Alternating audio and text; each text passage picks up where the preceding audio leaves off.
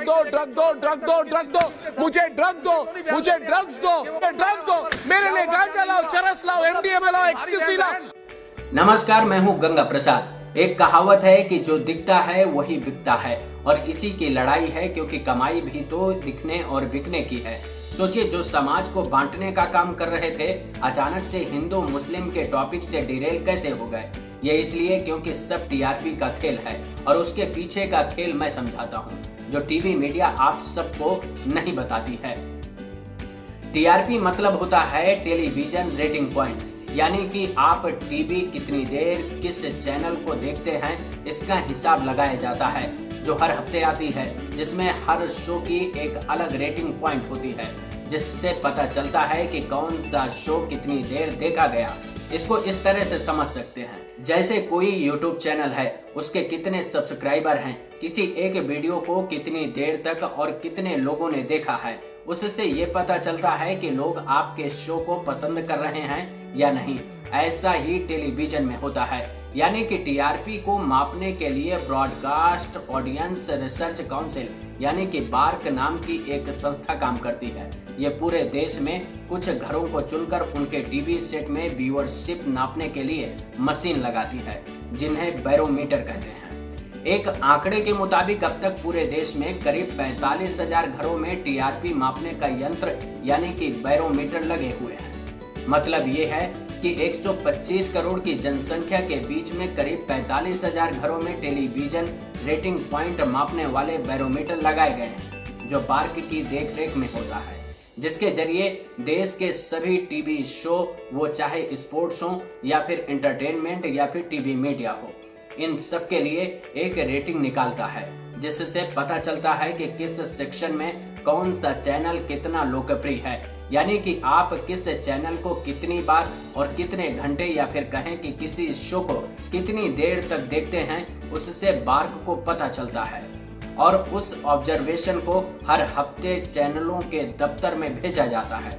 इसी TRP metre से चैनलों में चलने वाले विज्ञापन के रेट तय होते हैं, यानी कि चैनल का हर सेकंड कितने रुपए में बिकेगा, ये टेलीविजन रेटिंग पॉइंट से तय होता है। यानी कि जिस चैनल को जितने ज्यादा लोग देखेंगे, उसे उतने ही महंगे विज्ञापन के रेट मिलेंगे, क्योंकि कोई भी कंपनी अपना विज्ञापन ज्यादा लोगों तक पहुंचाने के लिए ज्यादा पैसे खर्च करेगी, यानी कि उस चैनल की कमाई में पहले से ज्यादा अंतर आ जाएगा। टीआरपी किसी चैनल के लिए कितनी जरूरी है, इसको भी समझिए। आप देखते होंगे कि कोई शो अचानक से कोई टीवी चैनल लॉन्च करता है, लेकिन कुछ दिन बाद बंद हो जाता है। ये फैसला इसी टीआरपी के आधार पर किया जाता है, यानी कि टीआरपी बताती है कि किस शो को कितने लोग कितना पसंद कर रहे हैं और किसे नहीं पसंद किया जा रहा है। जो काम टीवी मीडिया टीआरपी के जरिए करता है, उस काम को हम यूट्यूब के जरिए करते हैं, यानी कि हम लोग देखते हैं कि कौन से वीडियो को कितने लोग पसंद कर रहे हैं, उसमें कितने कमेंट आ रहे हैं, कितने लाइक हो रहे हैं और कितनी बार देखा गया है, जिसके बाद आगे के वीडियो को बनाने में सुधार किए जाते हैं। ये कुछ वैसा ही है जैसे चुनावों के दौरान टीवी चैनल एक सर्वे करते हैं और उस सर्वे को देश का मूड बताकर आपके सामने रखते हैं। इसमें कुछ लोगों की राय शामिल होती है और राय के आधार पर एक आंकड़ा निकाला जाता है कि देश में किसकी सरकार बन सकती है और किसकी सरकार बिगड़ सकती है। वैसे जिन घरों में बैरोमीटर लगाए गए हैं, उन घरों की गोपनीयता को बरकरार रखा जाता है। ये इसलिए भी किया जाता है ताकि टीआरपी की रेटिंग से कोई छेड़छाड़ न कर सके। दरअसल होता क्या है, अगर किसी को पता चल जाए कि इस घर में बैरोमीटर लगा है, तो उस परिवार को टीवी चैनल रिश्वत या लालच की पेशकश भी कर सकते हैं, और इससे टीआरपी में घोटाला भी हो सकता है। इसलिए उन घरों या फिर कहें कि उन नामों को गोपनीय रखा जाता है। लेकिन मुंबई पुलिस कमिश्नर ने इसको लेकर बड़ा आरोप लगाया है कि टीआरपी स्कैम हुआ है, जिसको लेकर हंसा नामक एक निजी रिसर्च एजेंसी के खिलाफ केस किया गया है। आरोप है कि इस कंपनी ने उन नामों को लीक किया, जिसके जरिए टीआरपी को रिपब्लिक समेत 2 मराठी चैनलों ने मैनिपुलेट किया और उसके जरिए टीआरपी को बढ़ाया गया। इसकी मदद से विज्ञापनों का रेट बढ़ाया गया और इससे मोटी कमाई की गई। जिन घरों में बैरोमीटर लगाए गए हैं, उन घरों का चुनाव कैसे होता है, यह आपको समझाता हूँ।